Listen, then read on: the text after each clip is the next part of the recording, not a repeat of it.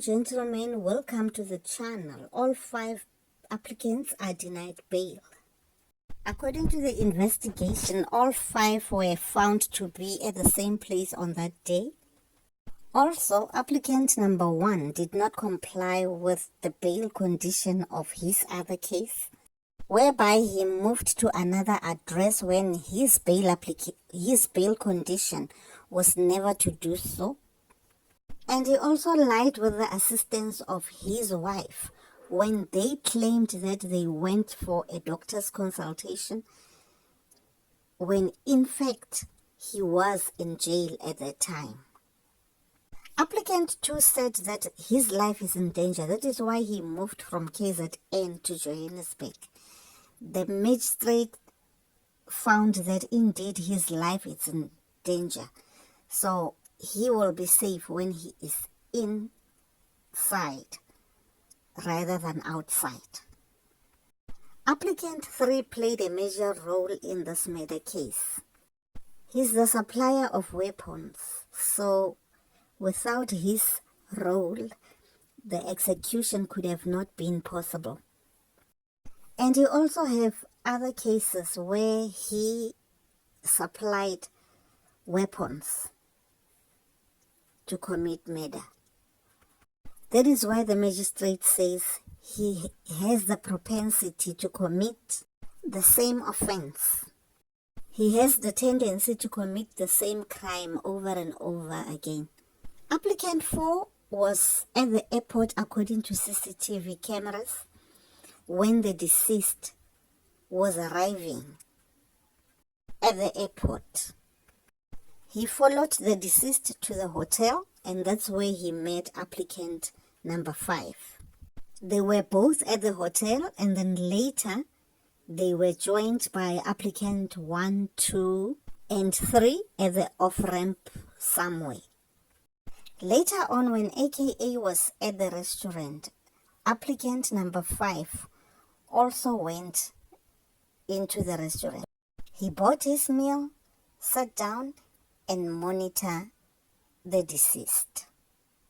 When the deceased was deleted outside the restaurant, applicant number 5 was inside the restaurant, and when there was a commotion, when everybody was running around, he was just there, seated still inside the restaurant. The magistrate also said applicant number 4 refused to cooperate with the police, and also he only submitted the bank statement that does not include the 800,000 that was paid to him. He lied when he said that he never met the other 4 accused on that day, but he did not tell the court where he was on that day. He also was found to have witnessed statements. Therefore, it won't be in the interest of justice to release them on bail. Kindly listen to the bail judgment. Danko. Looking at the evidence that was presented before me, I note that there is a golden thread that runs through the evidence of Warrant Officer Pillay that connects and places all the applicants at more than one scene together except for applicant 3. Except for being placed at the airport at the crucial time of the arrival and landing of the first deceased, applicant 4 is linked with trailing the deceased. He is placed in the vicinity of Hilton Hotel together with applicant 5, where the deceased was booked in. Applicant 4 is placed at Jacob's off-ramp, where the firearms and the getaway vehicle were collected together with applicant 1, applicant 2, and applicant 5 before the murder. Applicant 1, applicant 4, applicant 4 and 5 are all placed at or near the scene of crime when the offense was committed. Applicant 5 is even captured on the CCTV camera. Applicant 1, 2, 4, and 5 are all placed at the spot where the weapons and the getaway vehicles were delivered after the murder was committed. All 4 applicants are placed together either outside or in the vicinity of applicant 4's house at number 1 North Road, Cowes Hill, on the 11th of February, when the payments into their respective bank accounts are made from applicant number 4's account.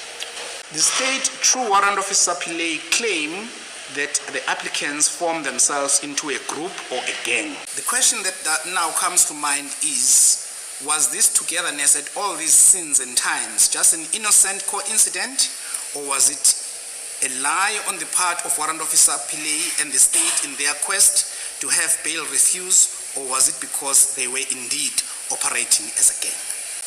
The applicants safe to deny, and without advancing reasons or criticism on the state's version that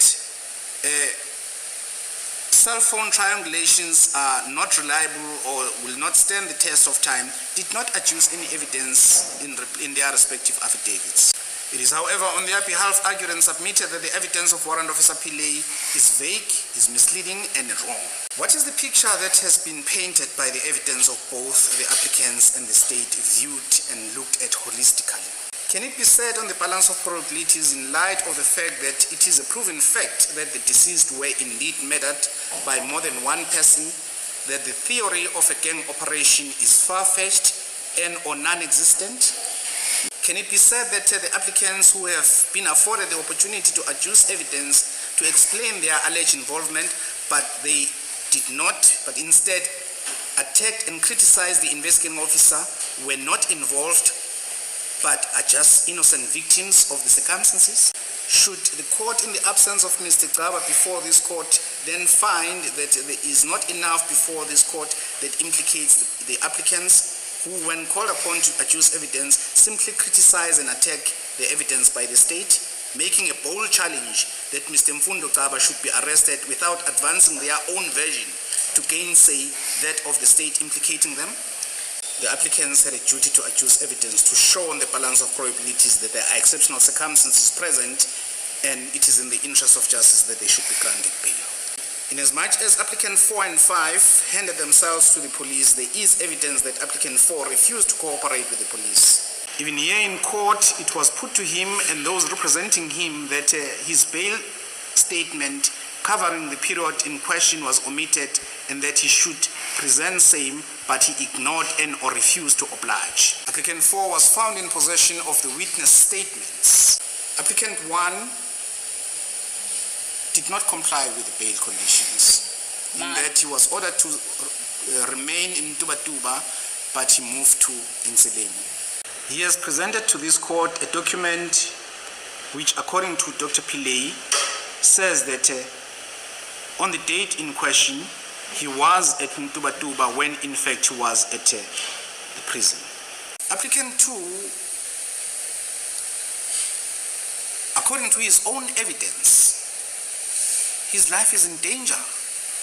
His family and the Gumede family are involved in a feud over the control of Malugazi taxi rank. I'm in agreement with the submissions by the state that inasmuch as applicant 3 was not present in person at the scene of murder, the hit would not have been possible without his input.